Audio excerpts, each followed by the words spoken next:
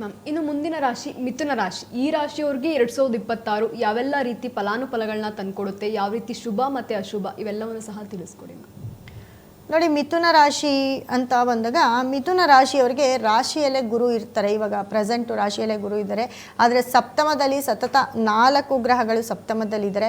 ಇದರ ಒಂದು ಮಿರಾಕಲ್ ಏನಪ್ಪ ಅಂತಂದರೆ, ಎಲ್ಲೋ ಒಂದು ಕಡೆ ಮನೆಯಲ್ಲಿ ಗಂಡ ಹೆಂಡತಿಯ ಜಗಳ ಮತ್ತು ಮನೆಯಲ್ಲಿ ಮಕ್ಕಳಿಂದ ಕೂಡ ತೊಂದರೆ ಆಗ್ತಾ ಇರುತ್ತೆ. ಯಾಕಂದರೆ ಇವನು ಅಷ್ಟಮಕ್ಕೆ ಕೂಡ ಹೋಗ್ತಾನೆ. ಅದು ರಾಹುವಿನ ಜೊತೆ 4 ಗ್ರಹಗಳು ಸಂಧಿಸ್ತಾರೆ. ರಾಶಿಯಾಧಿಪತಿ ಬುಧ, ಯಾಕಂದರೆ ಬುಧ ಬಂದು ಮಕರ ರಾಶಿಗೆ, ಕುಂಭ ರಾಶಿಗೆ ಯೋಗಕಾರಕನಲ್ಲ. ಸೊ ರಾಶಿಯಾಧಿಪತಿ ಬುಧ 8ನೇ ಮನೆ, 8 ಮತ್ತು 9ನೇ ಮನೆಗೆ ಬಂದಾಗ, ಅಂದರೆ ಜನವರಿ ಫೆಬ್ರವರಿ ನಂತರ ನಿಮಗೆ ಸ್ವಲ್ಪ ಎಲ್ಲೋ ಒಂದು ಕಡೆ ಮನೆಯಲ್ಲಿ ಅಲ್ಲೋಲ ಕಲ್ಲೋಲ ಆಗಿರ್ಬೋದು. ನೀವು ಯಾರನ್ನಾದರೂ ನಂಬಿದರೆ ಅವರು ನಿಮ್ಮನ್ನು ಮೋಸ ಮಾಡೋದಾಗಿರ್ಬೋದು, ಅಥವಾ ನಿಮ್ಮ ಕೆಲಸ ಕಾರ್ಯಗಳಿಗೆ ಅಡ್ಡಿ ತರೋದಾಗಿರ್ಬೋದು, ನಿಮ್ಮ ಮೋಜು ಮಸ್ತಿಗಳಿಗೆ ಅಡ್ಡಿ ತರೋದಾಗಿರ್ಬೋದು. ಇವೆಲ್ಲವೂ ಕೂಡ ನಡೀತಾ ಹೋಗುತ್ತೆ. ಇದರಿಂದ ತುಂಬ ಕ್ರ್ಯಾಶಸ್ ಆಗೋದು. ಮತ್ತು ಹೆಲ್ತ್ ಅಂತ ಅಂದರೆ ಕುಜ ಕೂಡ 8ನೇ ಮನೆಗೆ ಬಂದಾಗ ಅವನು ನಿಮಗೆ ಆರೋಗ್ಯವನ್ನು ಹಾಳು ಮಾಡ್ತಾ ಹೋಗ್ತಾನೆ. ನರಗಳ ತೊಂದರೆ ಆಗಿರ್ಬೋದು, ಅಥವಾ ಬುಧ ಮತ್ತು ಕುಜ ಒಟ್ಟಿಗೆ ಸೇರೋದ್ರಿಂದ, ರಾಶಿಯಾಧಿಪತಿ ಬುಧ ಮತ್ತು ಕುಜ ಒಟ್ಟಿಗೆ ಸೇರೋದ್ರಿಂದ, ಇಲ್ಲಿ ರಾಹುನು ಇರೋದ್ರಿಂದ ನಿಮ್ಮ ಮನೆಯಲ್ಲಿ ಯಾರಿಗಾದರೂ ಸ್ಟ್ರೋಕ್ ಆಗ್ಬೋದು, ಅಥವಾ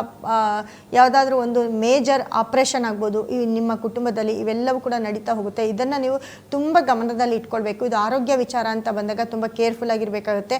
ಅದು ಬಿಟ್ಟರೆ 2026 ಗುರುವಿನ ಬದಲಾವಣೆ ಅಂತಂದರೆ, ಗುರು 6ನೇ ತಿಂಗಳ ನಂತರ ನಿಮಗೆ ಕಟಕ ರಾಶಿಗೆ ಬರ್ತಾನೆ. ಕಟಕ ರಾಶಿಯಿಂದ 10ನೇ ತಿಂಗಳ ನಂತರ ಸಿಂಹರಾಶಿಗೆ ಹೋಗ್ತಾನೆ. ಸೊ ಈ 6ನೇ ತಿಂಗಳ ನಂತರ ನಿಮಗೆ ತುಂಬ ಒಳ್ಳೆಯ ರಿಸಲ್ಟ್, ಒಳ್ಳೆಯ ಶುಭ ಫಲಗಳನ್ನು ನೀವು ನೋಡ್ತಾ ಹೋಗ್ತೀರಾ. ಒಳ್ಳೆಯ ಶುಭ ಫಲ ಅಂದರೆ ಅಂತಿಂಥ ಶುಭ ಫಲ ಅಲ್ಲ. ಮತ್ತು ಮುಖ್ಯವಾಗಿ ಏನಪ್ಪ ಅಂತಂದರೆ, ಮಿಥುನ ರಾಶಿಯವರು ಅತಿ ಹೆಚ್ಚು ಬುಧನ ಒಂದು ಟೆಂಪಲ್ ಏನಿರುತ್ತೆ, ಆ ಬುಧನ ಒಂದು ಟೆಂಪಲ್ಗೆ ಹೋಗ್ಬೋದು. ಅದೇ ರೀತಿ ಹೋಗಬೇಕಾಗತ್ತೆ. ಮತ್ತು ವಿಷ್ಣುವನ್ನು ಅತಿ ಹೆಚ್ಚು ಆರಾಧಿಸಬೇಕಾಗತ್ತೆ. ವಿಷ್ಣುವನ್ನು ಅತಿ ಹೆಚ್ಚು ಆರಾಧಿಸೋದು. ಮತ್ತು ನೀವು ತುಂಬ ಅತಿ ಹೆಚ್ಚು ನೋಡಿ, ನಿಮ್ಮ ಮನೆಯ ಮಕ್ಕಳಿಗೆ ವಿದ್ಯಾಭ್ಯಾಸ, ನಿಮ್ಮ ಒಂದು ವಿದ್ಯಾಭ್ಯಾಸದಲ್ಲಿ, ಮತ್ತು ನೀವು ಯಾವುದಾದ್ರೂ ಒಂದು ದೊಡ್ಡ ಹುದ್ದೆಗೆ ಅರ್ಜಿ ಹಾಕಿದರೆ, ಎಕ್ಸಾಮ್ ಬರೆದಿದ್ರೆ, ಖಂಡಿತವಾಗ್ಲೂ ನೀವು ಒಂದು ಗಣೇಶನ ಒಂದು ಟೆಂಪಲ್ಗೆ ಹೋಗಿ ಅಲ್ಲಿ ಗರಿಕೆಯನ್ನು ಕೊಡೋದು. ಮತ್ತು ಬಿಲ್ಪತ್ರೆ, ತುಳಸಿಯನ್ನು ಅತಿ ಹೆಚ್ಚು ಯೂಸ್ ಮಾಡಿ. ನಿಮ್ಮ ಮನೆಯ ದೇವರಿಗೆ ಕೂಡ ನೀವು ತುಳಸಿಯನ್ನು ತಂದು ನಿಮ್ಮ ಮನೆಯಲ್ಲಿ ಹಾಕ್ತಾ ಇರಿ. ಅತಿ ಹೆಚ್ಚು ತುಳಸಿ ಗಿಡವನ್ನು ಬೆಳೆಸೋಕ್ಕೆ ಸ್ಟಾರ್ಟ್ ಮಾಡಿ. ತುಳಸಿ ಗಿಡಕ್ಕೆ ನೀರು ಹಾಕೋಕ್ಕೆ ಸ್ಟಾರ್ಟ್ ಮಾಡಿ. ಇದು ನಿಮ್ಮ ಒಂದು ರಾಶಿಯ 2026 ಬಹಳಷ್ಟು ಅದೃಷ್ಟ ತರುವಂಥ ಒಂದು ಕೆಲಸ ಇದಾಗಿರುತ್ತೆ. ಮುಖ್ಯವಾಗಿ ಬೆಳಗ್ಗೆ ಎದ್ದು ತುಳಸಿಯನ್ನು ನೋಡೋದು, ತುಳಸಿ ಗಿಡವನ್ನು ಬೆಳೆಸೋದು, ಒಂದಕ್ಕೆ 2-3 ಪಾಟು ತುಳಸಿ ಗಿಡವನ್ನು ಬೆಳೆಸ್ತಾ ಹೋಗೋದು. ಮತ್ತು ನಿಮ್ಮ ಕಲರ್ ಅಂತ ಬಂದಾಗ ಅತಿ ಹೆಚ್ಚು ಗ್ರೀನ್ ಕಲರನ್ನು ಯೂಸ್ ಮಾಡಿದ್ರೆ 2026 ತುಂಬ ಒಂದು ಪಾಸಿಟಿವ್ನ ನೋಡ್ತೀರಾ. ಮತ್ತು ನೋಡಿ, ರಾಶಿಗೆ ಬುಧ ಬಂದಾಗ ಮತ್ತು ಗುರುವಿನ ಒಂದು ದೃಷ್ಟಿ ಬಂದು 5ನೇ ದೃಷ್ಟಿ, ಇದಕ್ಕೆ ಗುರುವಿನ ಬದಲಾವಣೆಯ ನಂತರ 5ನೇ ದೃಷ್ಟಿ ಬಂದು ವೃಷಭ ರಾಶಿ, ಧನಸ್ಸು ರಾಶಿ ಮೇಲೆ ಬೀಳುತ್ತೆ. ಅದೇ ರೀತಿ 7ನೇ ದೃಷ್ಟಿ ಬಂದು ಕುಂಭರಾಶಿ ಮೇಲೆ ಬೀಳುತ್ತೆ. ಕುಂಭರಾಶಿಯ ನಂತರ 9ನೇ ದೃಷ್ಟಿ ಬಂದು ಮೀನರಾಶಿಯ ಮೇಲೆ ಬೀಳುತ್ತೆ. ಈ ಒಂದು ಗ್ರಹಗಳ ಬದಲಾವಣೆಯಿಂದ ಸಪ್ತಮದ ದೃಷ್ಟಿ ಬಂದು ಮಕರ ರಾಶಿ ಮೇಲೆ ಬೀಳೋದ್ರಿಂದ ಎಲ್ಲೋ ಒಂದು ಕಡೆ ನಿಮಗೆ ಯಾವುದಾದ್ರೂ ಒಂದು ಕೆಲಸ ಕಾರ್ಯ ಅಂತ ಬಂದಾಗ ಖಂಡಿತವಾಗ್ಲೂ ನಿಮಗೆ ಕೆಲಸ ಕಾರ್ಯದಲ್ಲಿ ಹೆಚ್ಚು ಜಯ ಕೂಡ ಸಿಗುತ್ತೆ. ಅದು 6ನೇ ತಿಂಗಳ ನಂತರ ನಿಮ್ಮ ಸಾಲ ವಸೂಲಾತಿ ಆಗೋದು, ಅಥವಾ ನೀವೇನಾದರೂ ಎಲ್ಲಾದರೂ ದುಡ್ಡು ಕೊಟ್ಟು ಮೋಸ ಹೋಗಿದ್ರೆ ಆ ದುಡ್ಡು ಬಂದು ನಿಮ್ಮ ಕೈ ಸೇರೋದು, ನಿಮ್ಮ ಕೆಲಸಕ್ಕೆ ಹುಡುಕ್ತಾ ಇದ್ರೆ ಅಥವಾ ನಿಮ್ಮ ಮಕ್ಕಳಿಗೆ ಕೆಲಸಕ್ಕೆ ಹುಡುಕ್ತಾ ಇದ್ರೆ ಖಂಡಿತವಾಗ್ಲೂ ನಿಮಗೆ ಆ ಕೆಲಸ ಸಿಕ್ಕೋದು, ಇದೆಲ್ಲವೂ ಕೂಡ ಆಗ್ತಾ ಹೋಗುತ್ತೆ. ಫಾರಿನ್ ಜಾಬಲ್ಲಿ ಏನಾದರೂ ಇದ್ದರೆ ಅಲ್ಲೂ ಕೂಡ ನಿಮಗೆ ಪ್ರಮೋಷನು, ಇಂಕ್ರಿಮೆಂಟು ಎಲ್ಲವೂ 6ನೇ ತಿಂಗಳ ನಂತರ ಆಗ್ತಾ ಹೋಗುತ್ತೆ.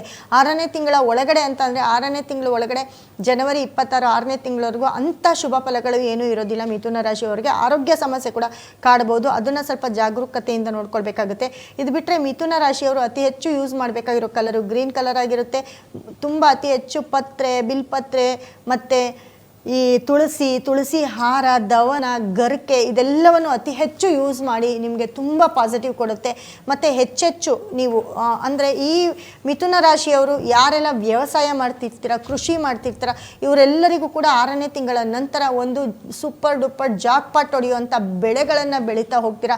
ಅದರಲ್ಲೂ ಕೂಡ ತುಂಬ ಒಳ್ಳೆಯ ಒಂದು ನೆಮ್ಮದಿಯ ಜೀವನವನ್ನು ನೋಡ್ತೀರಾ. ಮನೆ ಮಠ ಮಾಡ್ಕೊಳ್ಳೋದು ಮತ್ತು ಹೈನುಗಾರಿಕೆ ಮಾಡೋದು ಇವೆಲ್ಲವೂ ಕೂಡ ತುಂಬ ಚೆನ್ನಾಗಿ ಬರುತ್ತೆ. ಮಿಥುನ ರಾಶಿಯವರಿಗೆ 2026 ಮತ್ತು ನೀವು ಫಾಲೋ ಮಾಡಬೇಕಾಗಿರೋ ನಂಬರು ಅಂತಂದರೆ 5 ಅನ್ನೋ ನಂಬರ್ನ ಅತಿ ಹೆಚ್ಚು ಫಾಲೋ ಮಾಡಬೇಕಾಗುತ್ತೆ.